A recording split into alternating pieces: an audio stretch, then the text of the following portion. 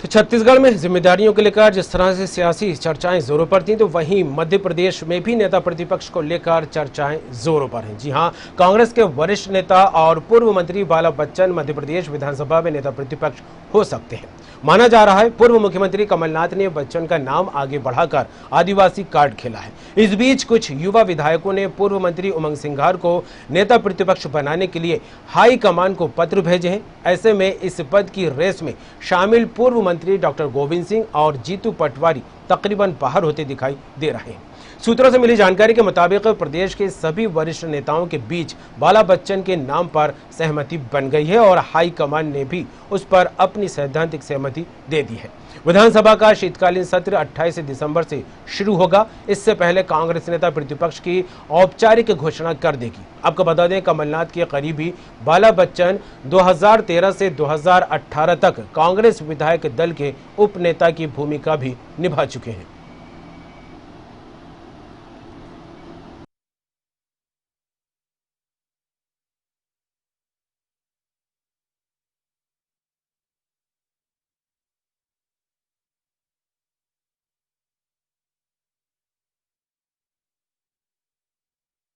मध्य प्रदेश में नेता प्रतिपक्ष को लेकर लगातार चर्चाएं जोरों पर थीं और कहा जा रहा था कि जिम्मेदारी जिस तरह से कमलनाथ के पास है वही निभाते दिखाई देंगे, लेकिन बदलाव की कवायद होती यहां पर नजर आने लगी है। गोविंद सिंह, जीतू पटवारी, उमंग सिंघार के नाम रेस में जरूर आगे आए और जिस तरह से मोहर लगती दिखाई दी, बाला बच्चन के नाम को कमलनाथ ने आगे बढ़ाया। कमलनाथ के काफ़ी करीबी माने जाते हैं बाला बच्चन। अब जिस तरह से कहा जा रहा है कि शीतकालीन सत्र शुरू होगा और उससे पहले नेता प्रतिपक्ष के नाम की घोषणा कर दी जाएगी। 28 दिसंबर को शीतकालीन सत्र शुरू होगा और इससे पहले कांग्रेस नेता प्रतिपक्ष की औपचारिक घोषणा कर दी जाएगी। ये बात निकलकर सामने आने लगी और आला कमान को लेकर बात की जाए तो सैद्धांतिक सहमति देता नजर आ रहा है। कांग्रेस आला कमान बाला बच्चन के नाम को लेकर नेता प्रतिपक्ष की भूमिका निभाते दिखाई देंगे।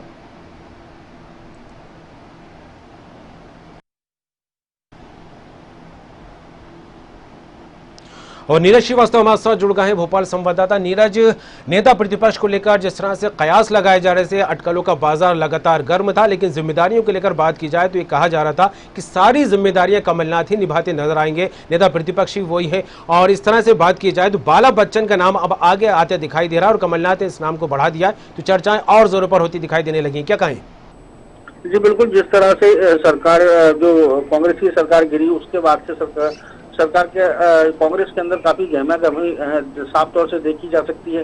जिस तरह काफी लोग नाराज लोगों ने भी कांग्रेस छोड़ के बीजेपी का दामन थामा, उसके बाद कहीं ना कहीं पूर्व मुख्यमंत्री कमलनाथ नेता प्रतिपक्ष और पीसीसी अध्यक्ष दोनों के ही काम संभाल रहे थे, तो कहीं ना कहीं ये आवाज लगातार उठ रही थी कि नेता प्रतिपक्ष किसी और को बनाया जाए। तो हालांकि अब सरकार बीजेपी की बन गई है। अब ऐसा कयास जो है लगाया जा रहा है कि जो बाला बच्चन जो पूर्व मंत्री रहे, जिनके पास कांग्रेस की सरकार में एक बड़ा विभाग, गृह विभाग था, और उनको अब कहीं ना कहीं नेता प्रतिपक्ष बनाया जा सकता है। जी बिल्कुल नीरज, और जिस तरह से बात की जाए युवा विधायकों की, तो उन्होंने पूर्व मंत्री उमंग सिंघार को नेता प्रतिपक्ष बनाने को लेकर हाईकमान को खत भी लिखा है। और ऐसे में पूर्व मंत्री डॉक्टर गोविंद सिंह को लेकर बात की जाए या पूर्व मंत्री जीतू पटवारी को लेकर बात की जाए तो इनको नामों को लेकर भी चर्चाएं जोरों पर थी, लेकिन जिस तरह से बाला बच्चन के नाम पर मोहर लगती दिखाई दी, क्या कहें इसे लेकर?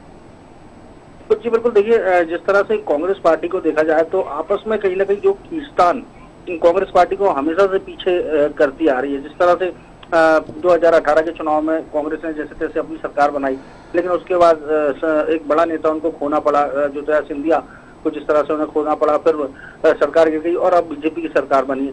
तो कहीं ना कहीं जो इनके जो कांग्रेस के अंदर की आंतरिक खींचतान है आए दिन सामने आती रहती है, क्योंकि यहाँ पर दो, एक दिग्विजय सिंह, पूर्व मुख्यमंत्री दिग्विजय सिंह और पूर्व मुख्यमंत्री कमलनाथ, इनके भी जो गुटबाजी है वो भी आए दिन निकलकर सामने आती है। तो उमंग सिंघार ने भी एक समय पर जिस तरह दिग्विजय सिंह पर बड़े निशाने साधे थे, बड़े हमले किए थे, खनन माफिया उनको बताया था, तो जो दूसरा खेमा था वो कहीं ना कहीं उमंग सिंघार को नेता प्रतिपक्ष बनाने की बात कह रहा था। वहीं जीतू पटवारी भी फिलहाल देखा जाए तो अच्छे नेता, युवा नेता उभर कर सामने आ रहे हैं, तो उनको भी कुछ लोगों ने मांग की है। तो कहीं ना कहीं कांग्रेस में अलग अलग जो नेता हैं उनके जो समर्थक है अपने अपने नेता को नेता प्रतिपक्ष के रूप में देखना चाह रहे थे, लेकिन कहीं ना कहीं अब ऐसा लग रहा है कि जो पूर्व गृह मंत्री बाला बच्चन है उनका नाम शीर्ष पर है और उन्हें कहीं ना कहीं इस इसमें जगह मिल सकती है। जी। बिल्कुल नीरज, और इन तमाम परिस्थितियों के बीच जिस तरह से विपक्ष यानी कि बीजेपी को लेकर बात की जाए, जब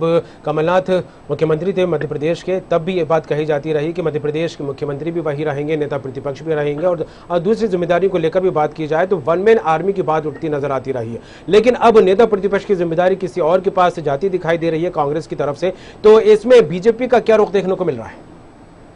देखिए, जिस तरह से पहले की सरकार की तो कमलनाथ वन मैन आर्मी के रूप में ही काम किया उन्होंने जी। पीसीसी चीफ में भी उन्हीं का ही नाम चला जिस तरह से, और मुख्यमंत्री भी वही रहे। तो अब भी जहां तक कांग्रेस की बात है तो कई जगह से आवाज उठी कि नेता प्रतिपक्ष पूर्व मुख्यमंत्री कमलनाथ जी को ही बनाया जाए, लेकिन कहीं ना कहीं ऐसा लगता है कि बाला बच्चन उनके खास माने जाते हैं और उनका नाम कमलनाथ ने आगे कर दिया है अब नेता प्रतिपक्ष के लिए। वहीं अगर बीजेपी की बात की जाए तो बीजेपी शुरू से ही कांग्रेस को घेरती आ रही है। कांग्रेस के पास अब नेता नहीं बचे हैं, इसलिए एक ही व्यक्ति दो तीन पद संभाले हुए हैं। तो बीजेपी भी इन पदों को लेकर लगातार हमले जो है कांग्रेस पर करती आई है। जी चलिए, जुड़ने के लिए तमाम बात के लिए आपका बहुत बहुत शुक्रिया नीरज। तो जिस तरह से मध्य प्रदेश में देखा जाए तो नेता प्रतिपक्ष को लेकर जो तस्वीर पे धूल छमती नजर आ रही थी वो भी अब धीरे धीरे साफ होती दिखाई देने लगी है। हालांकि जिस तरह से नेता प्रतिपक्ष की रेस में नामों को लेकर बात की जाए तो फहरिस्त तो लंबी धीरे धीरे होती दिखाई दी थी। इसमें जिस तरह से बात की जाए उमंग सिंघार का नाम आगे आता दिखाई दिया था, और इसको लेकर इस नाम को लेकर युवा विधायकों ने नेता प्रतिपक्ष बनाने को लेकर हाईकमान को पत्र भी लिखा, और ऐसे में इस पद की रेस में शामिल पूर्व मंत्री गोविंद सिंह का नाम भी था। तो इसके अलावा जीतू पटवारी के नाम को लेकर भी चर्चाएं पुरजोर तरीके से होती दिखाई दे रही थी। लेकिन जिस तरह से पूर्व मुख्यमंत्री कमलनाथ ने बाला बच्चन के नाम को आगे बढ़ाया और सैद्धांतिक सहमति भी जो है आलाकमान की यहाँ पर लगती दिखाई दे रही है, और अब शीतकालीन सत्र 28 दिसंबर से शुरू होने जा रहा है, और इस कहा जा रहा है कि इससे पहले कांग्रेस नेता प्रतिपक्ष की औपचारिक घोषणा कर देगी। और इसी के साथ इस खास कार्यक्रम खास खबर में फिलहाल इतना ही। दीजिए इजाजत, बाकी खबरों के लिए बने रहिए न्यूज़ वर्ल्ड के साथ।